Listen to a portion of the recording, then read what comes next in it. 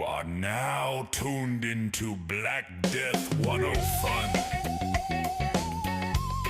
where the wolves howl and zombies rise to get revenge. This week we get scary. Welcome to the Black Death 101 podcast, where the streets talk and the reels roll. We dissect our favorite Blaxploitation films that saved Hollywood and still influence it today. I am your host, Nubius Black, and giving him 5 on the right-hand side, my brother from another mother, Johnny Deth.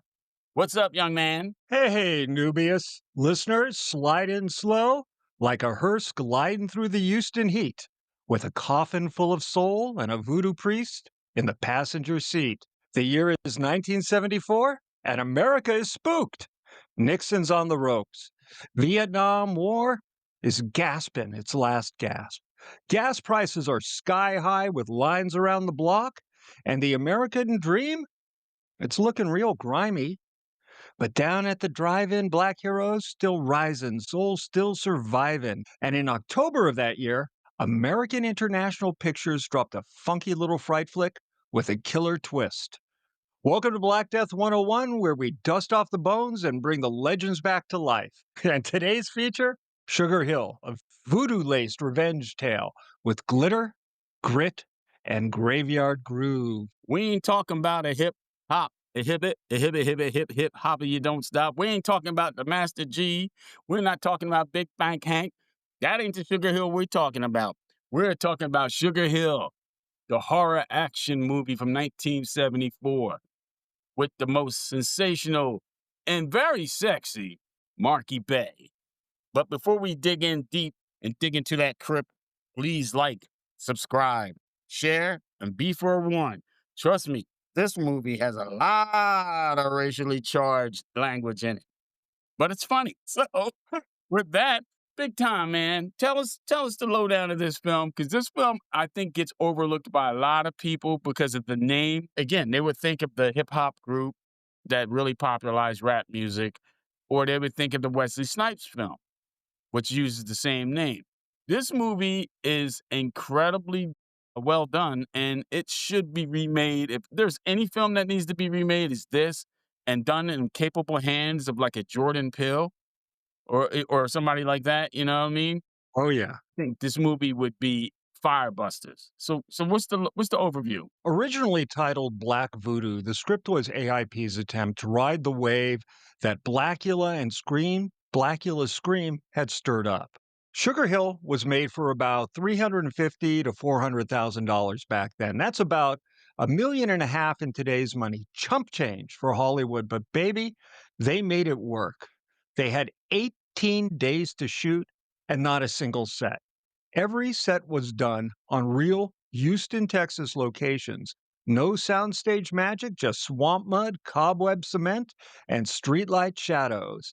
Even on that tight schedule, first-time director Paul Maslansky pulled off some truly slick angles. If you look at that voodoo altar scene of Sugar's slow entrance in her white fur cape, that's cinematic gold.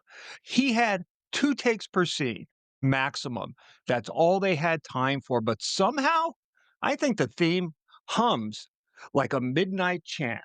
We begin at Club Haiti, a black-owned nightclub in Houston, Texas. Langston, that's Sugar's boyfriend, he runs the club. White mobster Morgan, played by Robert Quarry, Count Yorga himself, sends Yes, goons sir. to pressure Langston to sell the club. He refuses, and they beat him to death right in front of the club. His fiancée, Diana, Sugar Hill, she inherits the club, and she's grieving, but she's strong. Now she's out for revenge. And Diana Sugar Hill, that character who starts off as like, when you see the movie when it first kicks off and you see Langston, you think Langston's going to be the hero. They set that up really nicely. And then when Langston gets murdered in the fucking parking lot of his own club, her acting is, I think, is on par. It's on par. She shows anguish. She shows that that this man meant a lot to her. when he dies, they don't have to cut to no funeral scene or nothing. They cut straight to revenge, revenge, revenge. And again, Marky Bay plays her. She's very sexy, but not in a I can't say sexual way, not sleazy. And usually these films, the women are always bikini clad or something like that. But she was pretty much dressed the whole film. She showed cleavage, and that's pretty much it. That and a bunch of goddamn hair pieces, because she had so many fucking hair changes. You would think she was like Rudy Ray Moore changing suits. She was changing hair in every other scene. But again, the death scenes, like you said, the classic revenge thriller where everybody had a specialized death coming their way. And these motherfuckers deserved it, let me tell you. Tell the audience who the Diana had to get help from. First of all, she sees that the police aren't doing anything on this. Her ex-boyfriend, Detective Valentine, played by our favorite Richard Lawson, he's Sugar's ex. He's the investigating officer. He's suspicious of Robert Quarry and his men, but there's nothing he can do about it. So she decides to take everything into her own hands. She goes back to see the voodoo queen herself, Mama Matrace. Mama Matrace lives in an old mansion covered in cobwebs right in a swamp. They go out to the swamp and they raise Baron Samedi, king of the dead. Sugar makes a deal with Baron Samedi, played by Don Pedro Colley, whom we love, and we just had him in last episode, Black Caesar. He's the Lord of the Dead. He's summoned. He's cool. He's eerie, but he's kind of playful, terrifying, but also kind of funny. He and Sugar agree to work together on the revenge, and Sugar offers him her soul. The first kill is Tank. Tank is one of the men that killed Langston, and he's lured into a trap. He's at the docks charging brothers to get work. He's supposed to be handing out the work detail, but you got to slip him a 20. And he knocks a guy down who talks back to him, and he gets enticed. Baron Samedi commands zombies, the undead souls of enslaved Africans who died in chains. And he uses these zombies to tear this guy apart like a chicken in a coop. The zombies have these silver ping pong eyes. They're terrifying in wide shots. They're surreal in close up. They're covered in cobwebs. They're still wearing the shackles that they wore in life. Very well done scenes where it's a little bit of show and it's a little bit of tell. So you don't see the graphic violence, but you see the beginning of it. And then later you do see the end of it. You see the attack, they cut to something else, and then they go back. And when the cops find the rest of Tank, they find his body, but they find his head in a fucking box, a bloody head. And it's done very well with the correct stingers playing in the background. Very well done scene. Yeah, this film, as Nubius says, it doesn't dwell on gore or dwell on the violence. It sets it up. It's scary. This is the perfect gateway horror / monster / blaxploitation film for your kids. For the Halloween season, it works. It just works. Then you have Don Pedro Cooley, who's playing Baron Zamzis. His face looks very recognizable. And like you said, he was in Black Caesar, but he was in a lot of other flicks too. He was in a little flick called THX 1138. I don't know who made it, some cat named George Lucas, but he was in that. Yeah, some student. And he was in that movie we mentioned again The Legend of Nigger Charlie. He was in that. I mean, this guy he's one of those guys that you go, he's in his time period, he was in everything. He was one of the mutants from Planet of the Apes. Beneath the Planet of the Apes, remember the mutants that lived underground? Yes. There was only one black one. He couldn't miss him until he peeled his face off and freaked everybody out.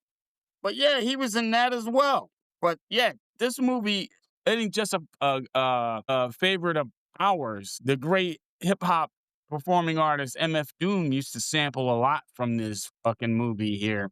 And he loved Sugar Hill, MF Doom. You had old Mama Matrice, played by Zara Cooley, who was Mother Jefferson's from the Jeffersons. And she was like right. old back then.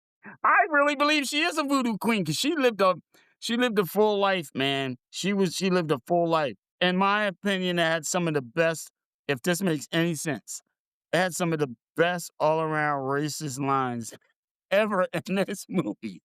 It just was like, and you couldn't get mad because you're laughing. And like you said, I did not know Robert Quarry was the same guy who played Count Yorga. And until Oh, I did yeah. some research, and it blew me away. Blew me away. It was the funniest shit. Then you mentioned Robert Lawson, Valentine. Robert Lawson, he's another guy. He was in Screen Backlist for me. Did you notice that Valentine only wears red? Yes, yes. And he was like, and from Screen Backlist Screen, a black man needs to see his face, man. Well, he's seen more than faces. He's seen all kind of shit in this movie. Not to mention, he was married to Beyonce's mother. Go figure that. That's right. Yeah, Richard Lawson was Beyonce's stepdaddy.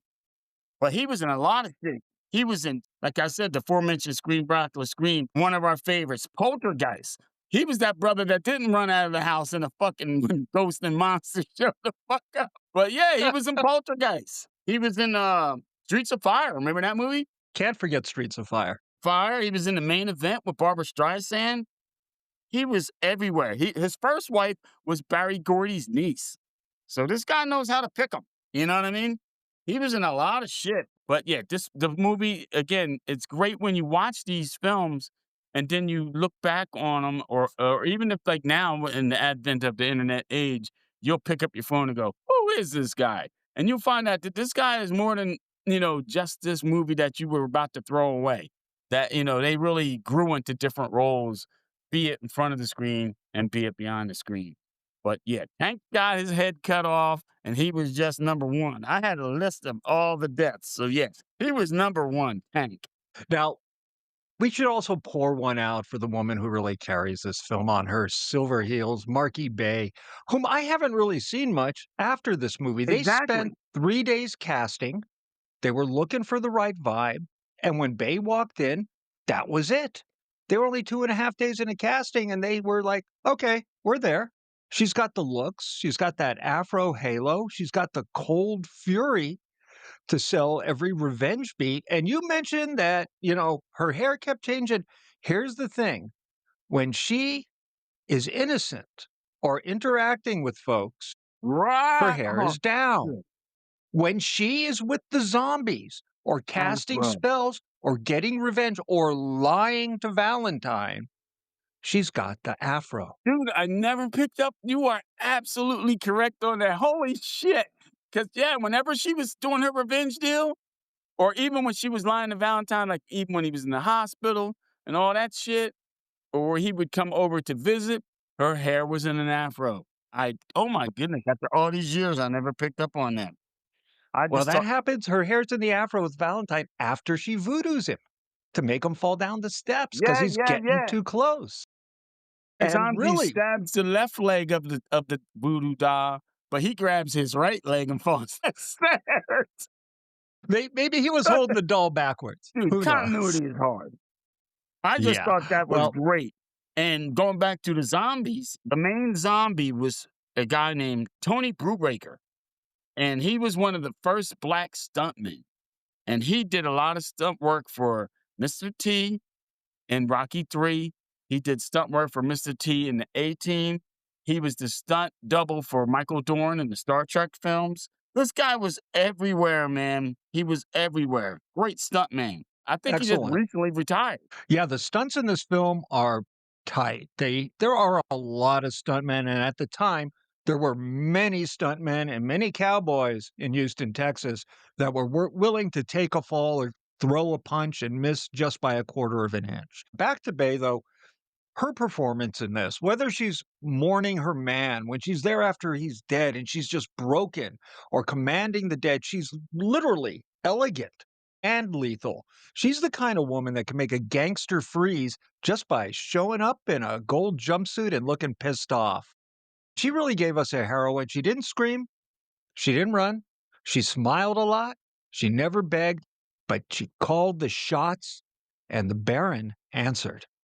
No shit. She took pimp slaps. She took chokes. These guys really seem to have their way with her. And as the viewer, you're going, you're gonna let this shit happen? You're not even fighting back. But lo and behold, all this time she was just setting these cats up because zombies was always nearby, and so were the zombies. So I again, I can't say enough about this film and how much I liked it. Just for the sheer audacity of using voodoo and using it as in the ancient African folklore of voodoo compared to the zombies of today, the undead as the virus, it's this, it's that. This is just dead people who are being reanimated by a trickster god. And these people are not just dead people, they're dead slaves who fell off the ship Yes. or were worked to death and just buried in shallow graves. And they're Or waiting they for died revenge. of disease. Yeah, they're waiting for revenge. Zombies, he knows when he's going to be called. And when he's called and he's given an offering, trust me, he's going to get what he wants. And it ain't gold and it ain't junk. Yeah, he does get what he wants at the end. Every time we see him before a kill, back at the docks with the longshoreman, you see him leaning against a wall, smoking a cigar, and what's on the wall behind him? A no smoking sign. He literally drives a cab at one point in this movie. And Mama Matrice, Mother Jefferson, is scary. She's spooky as hell, man. Her scenes are all soaked in smoke and menace. I believed it when she said she could wake the dead. Her voice alone made the air thicker, like you had just stepped into a room with spirits floating around behind your back. She summons Baron Zamdi.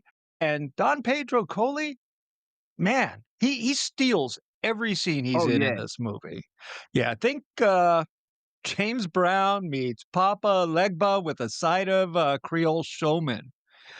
I tell you, crazy And stuff. when Zara Cooley's character shows up, Mama Matrice, she just she Jason Voorhees that shit like or Michael Myers. You turn your head, bam, she's there, and everybody's shocked to see her. Then when she walks away, they show her leaving, but she's so fucking fast. I'm like, how is this woman this old moving this fucking fast in the woods? And she's moving It quick, man, around alligators and shit. Like you said, this is in Houston down there, and she's moving like with purpose. She's another one. She chews up the scenery without doing too much because you're so enticed of her look and the aura that she's portraying. It's and the just scenery is great. They shot those swamp scenes in the center part of a large park right in the center of Houston. They said they were surprised that you never caught sight of, like, the kids on bicycles because they were staying out of the wet area, and they lay down fog. They make a park in the middle of a big American city look isolated and haunted. when I first seen it, I could have swore that this was filmed somewhere in New Orleans somewhere. You know what I mean? It just had that vibe, you know what I mean? But the story, Exactly. Yeah, crocodiles, snakes, uh, insects, and shit. It was insane. It was just so fucking well done. If you want to see what we're talking about before seeing this movie, go on the internet and just look up Zara Cooley's Mama Matrice and her fucking bio picture. That says it all. That picture says it all. And you look at it and you go, as a kid, you're not fucking around in this woman's house. You're sitting still. You're being seen and not heard, as my parents used to say. You're not talking unless you're spoken to. And if not, she will get Baron's zombies on your ass, and Robert Corey's Morgan will attest to that shit.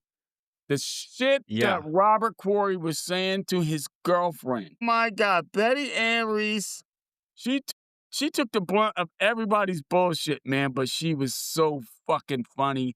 She had that southern twang to her accent, the way Mhm. just the way I'm telling, ladies and gentlemen, don't get upset. This is just the time this movie was made in, because that's what people keep telling me. Well, my dad's not a racist. He was just grew up in a certain time. All right, well, this is what we're getting there. The, the way she said, like, you didn't even introduce me to that nigga. The way she said it, like, it was just so off the cuff and so naturally said. You can tell when some people and actors, they have issues, and rightfully so. They get nervous. No qualms with Robert Quarry. No qualms with Betty Ann Reese. They were naturals. The way she said the shit, she's like, you know, you know how when you get upset, how it messes with your digestion. She's trying her best to chill him out, to lure him into the bedroom to have sex with him, and he's going, you know what? I see right through you. She's like, what do you mean you see right through me? He goes, disappear. I said, what the- that shit was so funny. I mean, this is Count Yorga, who was the most serious. Personally, I liked him better than Belloc. This dude was good, man, as a vampire. I love the Count Yorga movies. As a mobster, he was so fucking he was hardcore. Do you remember the scene when Fabulous is shining? I guess he's cleaning and shining Yeah, Morgan. he's shining the white boot to get the blood off it. And he says, I'll make an honest nigga out of you, yeah. Smile. It is the funniest shit I've ever seen in my life. And I am a stitches and anybody who watches this stuff and they get offended, you gotta understand. A, like you said, it's the 70s. B, the characters they're playing, you expect them to say some shit like this. The thing that makes you mad is that they say it with such conviction and it's done so well from everybody, from Tank to the other dude that got fed by the pigs. Oh, fuck. The guy they threw into the pig stall. Yeah, everybody caught some really bad shit, man, in this movie. You didn't get the old bullet in the head. That was a fucking blessing if you caught a bullet in the head, but you didn't get that in this movie. You caught some most Yeah. horrific, violent fucking shit in this film. From chicken feet choking you the fuck out and didn't, having your throats cut by. It's just insane. This movie is done so well. Would love to see a fucking update of it. And one thing I love about the Blaxploitation films, maybe more than I should, the wardrobes. Oh my God. My God, the suit that Langston is wearing at the beginning, that's a hero suit. I have never seen lapels like that in my life. My wife came in the room and she said, you're going to go out and buy that suit now, aren't you? And I said, if I could find it. And stay away Just from lit flames. unbelievable. Yeah, just stay away from Oh, lit and then flames. Dope Monkey has to Fabulous. burn the fuck up. How about Fabulous. Fabulous's Looks clothes? incredible. You know what? I Fabulous is gotta wearing jump us onesie. all the. Let me jump back for 1 second to the beginning of the film. Langston wearing his incredible suit is being beaten to death, and then he's finally stabbed by Fabulous. These guys that are beating him were just in the club in front of everyone else, saying they were going to buy it somehow. They're going to get it, and they come out and they put these thin little lady stocking things on over their faces. But Fabulous is still wearing a giant hat and a giant print purple suit. You can see who everyone is. Ladies and gentlemen, it's ridiculous, and I love it. It's hilarious and spooky. The imagery is heavy. The chains, they aren't just props. That's black history walking up on white gangsters with a death grip, with their low-budget silver eyes reflecting and glowing in the fog. Man, sorry, I get off on a rant about the clothes sometimes. No, and rightfully so, because this movie is done so well, and like we mentioned, you're talking about Langston's suit. I'm looking at Fabulous, a grown man wearing a onesie. His suit was like a one piece. Like you're like, man, are you in the ice capades? You wrestling in the WWE? What the fuck? I mean, everything was like a one piece suit. Like he was going to go on stage with Earth, Wind, and Fire. It was just so funny. And then you look, and another one of those guys, for years, I looked and go, I think I know this guy. I think I know this guy. And then the advent and the internet comes up, and I'm like, oh my God, it's Mac from Night Court. The funniest shit ever. Oh God, it was too fucking funny. I sat there and laughed. I mean, like, again, the death scenes, Tank got decapitated, right? Yeah. What about Fabulous? Fabulous goes for his weekly massage parlor visit, and Sugar's already bribed them to let her do the massage. And what happens? She goes in, tells him her name's Frenchie, and she's doing this ridiculous accent, and she's saying, "Hey, we have some other girls. How about I bring the other girls in and we give you a deal on a few of us?" We can make it a scene. Whatever a scene is. Yes, we're gonna make it a scene. That's 1969 to 1974 hippie slang. We're Can gonna make have a it a scene. scene, baby. She walks out, and 4 zombie chicks walk in and start massaging him. He's like, "Hey, that doesn't feel good. Treat me nice. Treat me nice. Take it easy. Take it easy. Yeah, go easy on me." Go easy. And Go he looks easy. up, and then they kill him. And what does the coroner find on the body? Dead skin. But Yeah. not just the kind of dead skin cells that come off of a normal person that we shed daily. He finds the epidermis, the lower levels. This is long dead skin, as if he were killed by a dead man. And He was killed Valentine, by some dead women. And again, yes, great, great scene the way it was set up, the way it was built up, where he didn't see it coming because he's laying on his stomach, and apparently he goes there every Thursday to get his release, and he got his release. So he got a release on life in this one. It was a really again. It was all about ambiance. It was all about the setup, not about graphic violence. It was perfect, and all these people got what they deserved. Like when O'Brien was being fed to the pigs. And he, of course, he follows, I'm old Sam, sir. Yeah, I'm old Sam. Old Sam told me to bring Mr. Morgan told me to meet you out here, and old Sam is gonna do because Mr. Morgan, a mean man, he's gone through the whole shebang bang. yeah, And he goes out there, and O'Brien goes out there, and Sugar's waiting for his ass and calls him, yo, I've never heard. Has anybody, let's be real, anybody ever called you a honk? no, honky, yes, Well, honk, honk. She never. stopped at a honk, and I thought that was the funniest shit. I'm like, honk, what the fuck is a honk? But I rode with it, and she's called him a honk, and he was like, hey, you're getting carried away here, nigger. He's like, getting carried away. The fucking zombies throw him in a fucking. They said this. What did she say? The pigs hasn't eaten any trash in a whole week. And then the zombies Yeah, throw her in there. The zombies start eating him. Of course, we don't see it. We just hear it. And that's more effective in my book. And she leaves they with an get their Arnold. garbage. She gets her Arnold Schwarzenegger fucking line in there. I hope they're in the white trash. And I thought I would shit myself when she said that shit. I was like, wow, she is really pissed off because she didn't say it with a smile.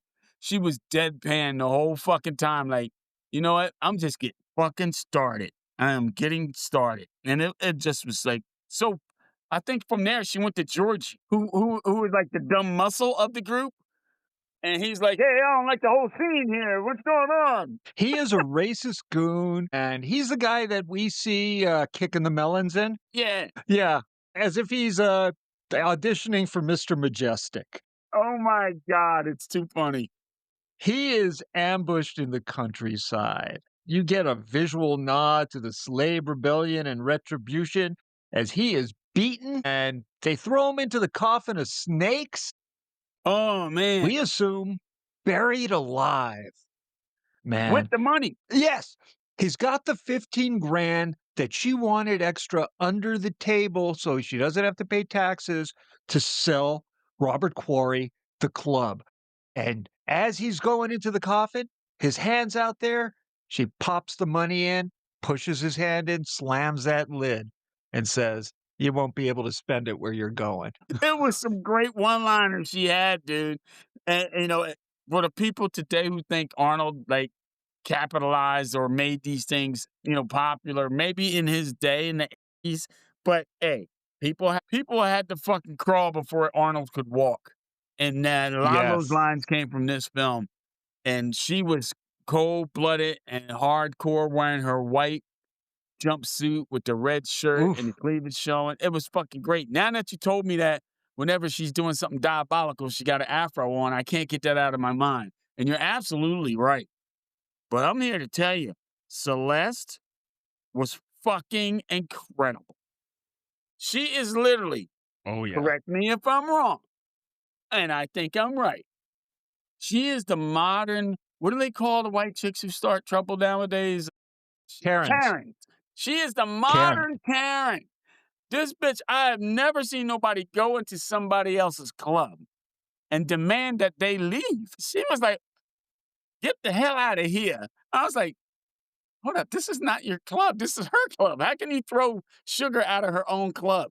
Then they had that fucking cat fight, and it turned into a man fight, which I thought was really cool.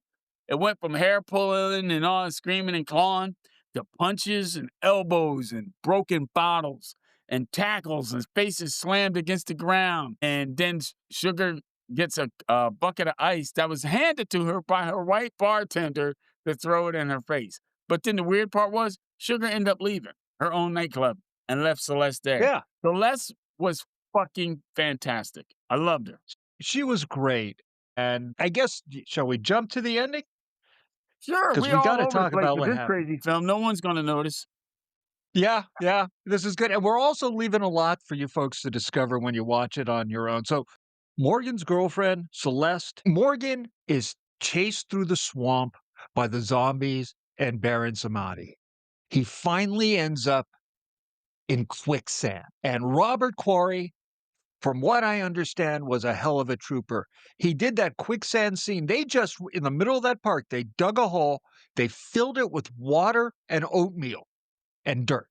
There's already dirt there, so that was easy. And they don't have the nice, clean Fuller's Earth with the little elevator to lower. So Robert Quarry is in that quicksand, just slowly lowering himself in till he gets a mouthful of that dirty water and goes under.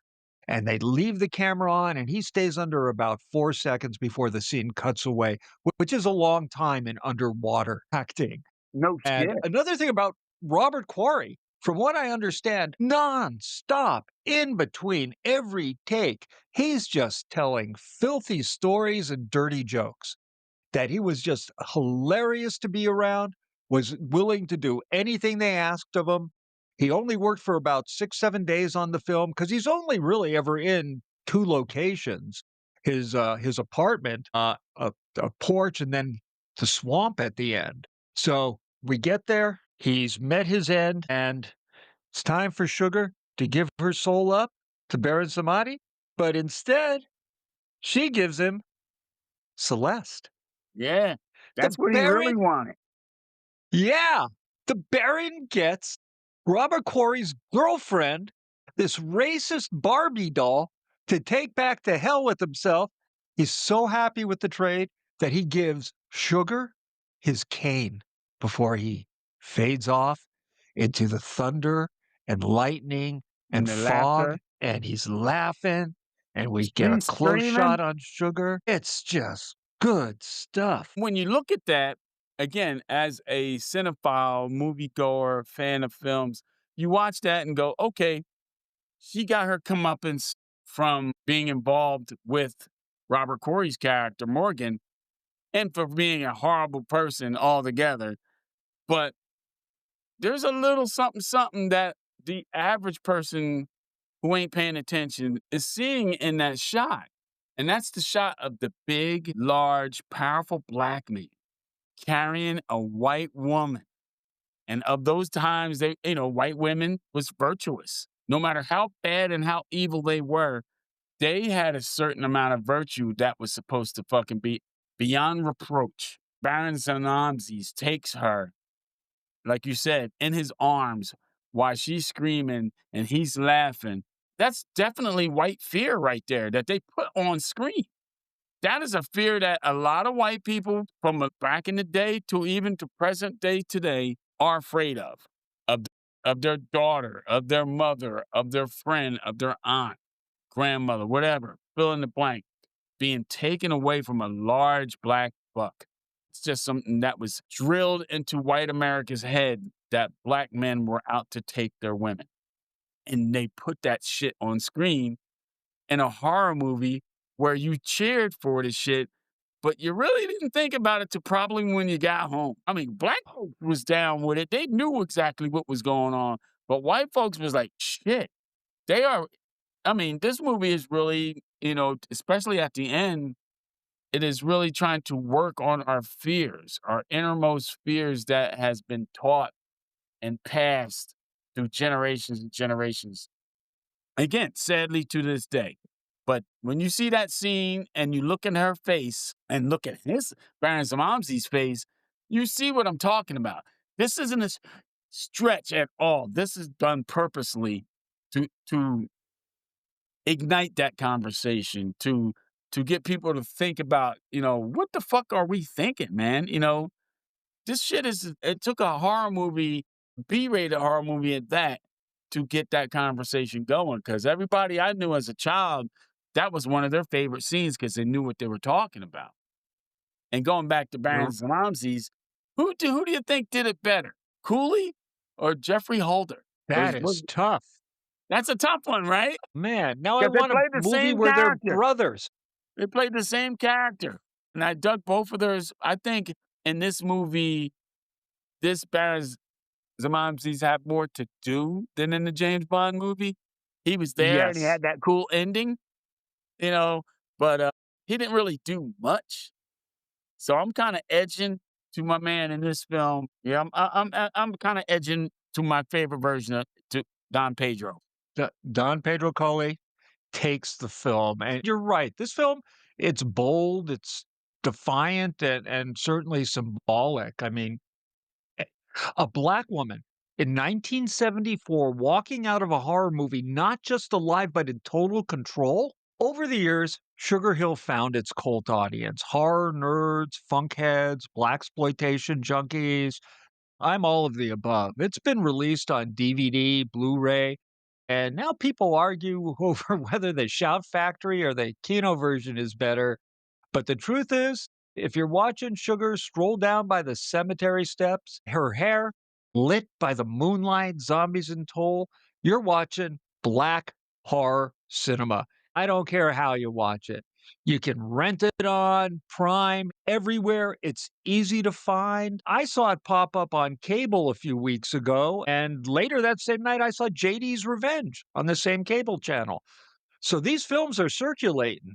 And really, next time you see a low budget horror flick on the shelf, don't sleep, click on it when you see it up there on your TV screen. Look past the ping pong eyes, look past the fog machine, and see the vision, because Sugar Hill isn't just a revenge movie, it's a resurrection fantasy, a love story that's dipped in blood, and a reminder that Black women will always find power in the places that they tell us are dead. And speaking of revenge, dude, I say you hit the nail on the head of all the above, especially she wasn't a woman that was waiting to be rescued or saved. People was waiting to be rescued and saved by her.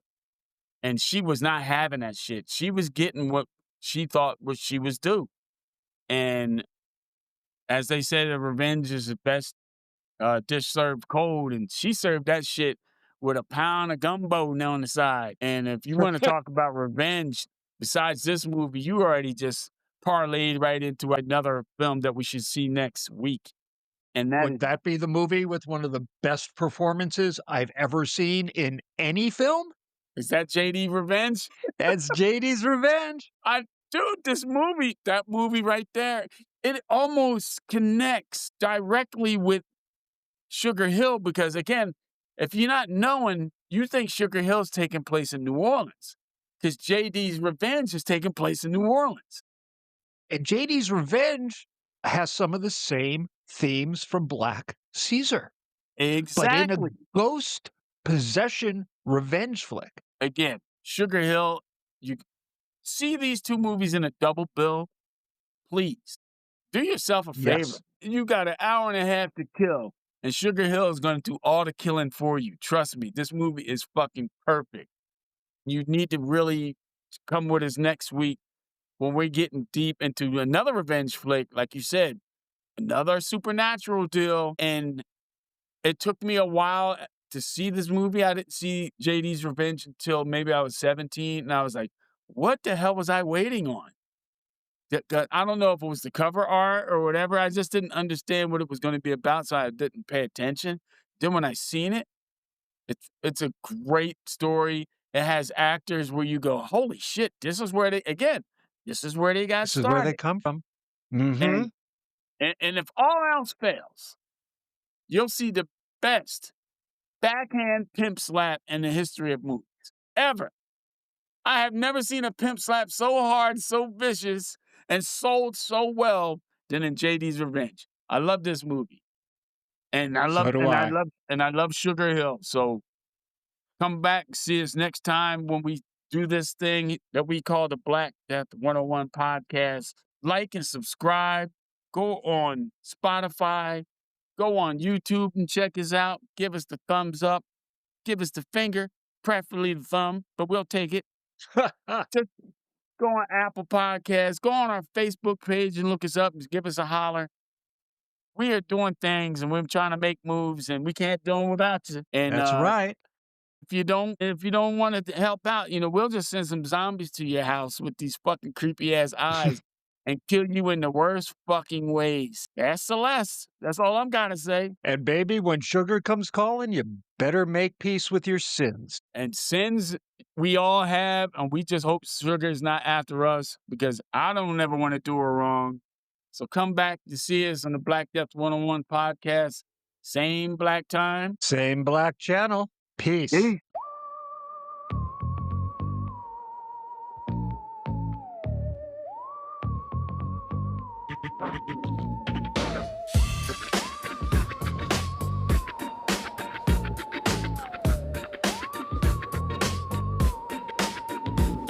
Through the shadows, moon hanging low, where the ghouls wear furs and the pimps got flow. It's a Halloween bash on Sugar Hill's block. Zombies two-step, witches pop lock. JD rode in with fire in his eyes, fresh from the grave and pumpkin pies. Gat in his coat, vengeance on deck. Whoever crossed me better cash that check. Black and smooth in the blood red cape. Moon walked in like a disco drape. Don't be scared, baby, I only bite sweet. Then dip to the beat in snakeskin feet. It's the funky, fearsome Halloween ball where mummies groove and monsters brawl. But someone screamed, Yo, who got cut? Shaft stepped up, cool ass strut. Shaft. Y'all chill, I can't hear the boogie, not solve no crime, but if I must. Sugar Hill rolled up with a zombie squad. Eyes like lava, boots like God. Coffee spiked the punch with a blade in his shoe. Cleopatra Jones just slid on through. Then Nubius Black made the shadows curl. Cane in his hand whispered to the underworld. Somebody done spilled blood on the groove. He lit incense, said, Time to move. Johnny Deth took the mic with a grin. Now who killed the vibe and the man in the den? He pointed left, then pointed right. You better confess for the stroke of midnight. Lights flickered, the music dipped. Mummy and Suede looked blood drip equipped, but Shaft lit a match and cracked the case. Ghost with a grudge trying to wreck this place. He slapped cuffs on a translucent punk, then turned to the DJ. Now drop that funk. The party roared and the bass came back. Blackula twirled with Sugar JD cut slack. At the funky, fearsome Halloween